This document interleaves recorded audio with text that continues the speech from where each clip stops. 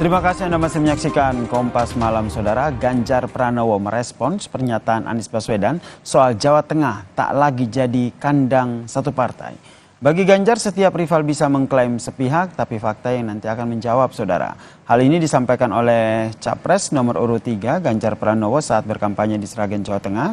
Ganjar tidak khawatir dengan pernyataan dari Anies Baswedan soal Jateng yang sudah mulai bernuansa perubahan. Menurut Ganjar, faktanya beberapa kali partai yang mengusung dirinya sudah membuktikan unggul di Jawa Tengah, baik secara tradisional, sosiologis, dan juga secara soliditas. Penantang pasti akan ngomong seperti itu, tapi fakta nanti akan dia lihat. Karena beberapa kali kita memenangkan itu secara tradisional, secara sosiologis, bahkan secara soliditas. Saya kira Jateng sudah menunjukkan itu. Tapi semua pendapat saya hormati. Berarti tidak ada kekhawatiran ya Pak Ganjar? Oh, kita bukan orang yang khawatir kok. Kita orang-orang optimis. Ya, oke. Yuk.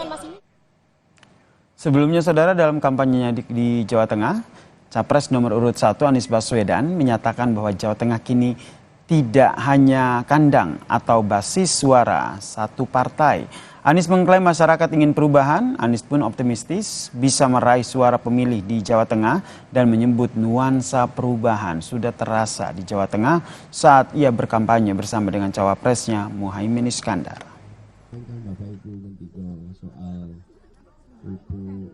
Jadi kalau sekarang itu disebut kandang, itu adalah periode-periode sebelumnya. Sementara sekarang rakyat yang menginginkan perubahan itu bukan ada di 1-2 partai, ada di banyak partai. Jadi kami melihat pesan perubahan itu malah menjangkau semua. Dan kalau dilihat Jawa Tengah ini tempat yang bisa dibilang cukup bervariasi sebetulnya, tidak hanya kandang satu partai. Kita bahas pernyataan dari Anies Baswedan yang bilang bahwa Jawa Tengah kini tidak hanya kandang atau basis suara satu partai saja. Sudah bergabung bersama kami di Kompas Malam pengamat politik Universitas Airlangga, Mas Airlangga Pribadi yang telah bergabung di Kompas Malam. Salam sehat, Mas Airlangga. Salam sehat, Mas. Jadi menurut Anda ini sebuah klaim atau harapan dari Capres nomor urut 1 Anies Baswedan? Iya, saya pikir ini masih berupa harapan ya. Harapan untuk membawa warna perubahan di Jawa Tengah. Tapi kalau kita melihat baik dari basis sosial, basis kultural, maupun misalnya data dari pemilu-pemilu yang ada sebelumnya, itu memang masih menunjukkan kuatnya suara Partai PDI Perjuangan sebagai basis utama di wilayah Jawa Tengah. Nah, kalau kita lihat itu juga terus kelihatan apabila kita merujuk pada beberapa survei, misalnya dukungan suara yang besar di Jawa Tengah masih memenangkan Ganjar Mahfud pada peringkat pertama. Itu wajar karena memang selain Ganjar Mahfud, Ganjar sendiri adalah incumbent 2 periode, dan Partai PDI Perjuangan sendiri merupakan partai terbesar di Jawa Tengah. Artinya sampai sekarang masih belum ada fakta-fakta politik dan fakta sosial yang menunjukkan bahwa dominasi dari Partai PDI Perjuangan di Jawa Tengah akan melemah. Gitu. Oke, tapi bagaimana tanggapan Anda nih terkait dengan apa yang disampaikan oleh Anies Baswedan, kemudian ia juga merujuk pada cawapresnya Muhaimin Iskandar juga diklaim bahwa memiliki basis suara yang cukup besar juga begitu di Jawa Tengah. Iya, basis suara di Jawa Tengah kalau kita merujuk PKB sendiri, posisi di Jawa Tengah tidak sebesar dari PDI Perjuangan. Oke. Gitu. Dan kita lihat juga bahwa dari warna dari partai-partai politik di PDI Jawa Tengah sendiri, nuansa dari PDI Perjuangan ini sangat kuat. Sehingga kalau kita melihat pada wilayah Provinsi Jawa Tengah, bahwa statement tentang mengarah pada perubahan itu masih berupa harapan. Tapi belum menjadi suatu fakta sosial, fakta politik yang bisa kita lihat.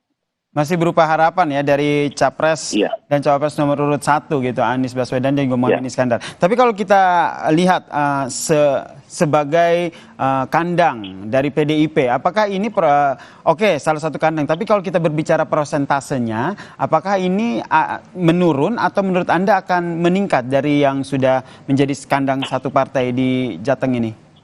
Pertarungan politik yang akan muncul di Jawa Tengah itu lebih mengarah pada nomor 3 dan nomor 2.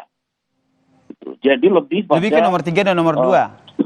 Iya betul, karena kita melihat bahwa basis politik dari Pak Jokowi sendiri dan Gibran sendiri, dia memegang basis yang cukup kuat di Jawa Tengah seperti di Solo, gitu, dan di tempat-tempat yang lain. Sehingga kalau kita melihat bahwa akan terjadi pertarungan yang cukup keras di Jawa Tengah antara nomor 3 dan nomor 2. Oke, jadi menurut Anda nih perebutan suara di Jawa Tengah ini justru di nomor 2 karena di situ ada Gibran Raka Buming Raka dan juga ada Joko Widodo begitu dengan Ganjar Pranowo ya? Iya, apalagi mereka kan pada dasarnya berangkat dari satu political party ya, satu political identity. Nah, saya pikir itu nanti akan jadi pertarungan yang cukup keras dalam Pilpres 2024. Baik, terakhir Mas Erlangga, untuk melihat peta politik di Jawa Tengah ini biasanya kan kalau dalam Pilpres atau pemilu patokannya itu salah satunya adalah di wilayah Jawa Tengah ini. Nah, yang nanti akan lebih mendominasi faktor apa yang berpengaruh? Gimana Mas, yang di Jawa Tengah? Ya. Ya kalau kita lihat bahwa di Jawa Tengah ini fokus tentang identitas politik, dan tentunya kemudian pada kekuatan partai itu juga akan sangat menentukan. Oke. Gitu. Selain juga kita bisa melihat pada mulai munculnya tentang bagaimana publik menghitung-hitung tentang program yang akan ditampilkan dalam konteks politik gagasan di antara para capres. Oke, jadi dibandingkan dengan paslonnya, menurut Anda partailah yang lebih berpengaruh ya untuk menentukan suara pemilih di Jawa Tengah ini ya, Mas Erlangga ya? Saya pikir bukan partai lah, tapi partai relatif memiliki peran yang cukup menentukan dibanding wilayah-wilayah yang lain. Bukan berarti calon tidak memiliki peran signifikan. Gitu. Baik, kita nantikan ya seperti apa nanti apakah klaim dari Anies tadi betul akan terrealisasi atau seperti kata Anda tadi ini hanya harapan dari Anies Baswedan, capres nomor urut 1. Terima kasih Mas Erlangga Pribadi, pengamat politik dari UNER telah bergabung bersama kami di Kompas Malam. Salam sehat Mas Erlangga. Salam sehat Mas. Dan saudara, usai jeda, Kompas Malam masih punya informasi lain yaitu di perayaan Misa Natal, Uskup Agung Jakarta Ignatius Kardinal Suharyo berpesan pada umat Katolik agar tidak menyia-nyiakan suaranya dalam pemilu dan meminta masyarakat memilih calon pemimpin dengan hati nurani.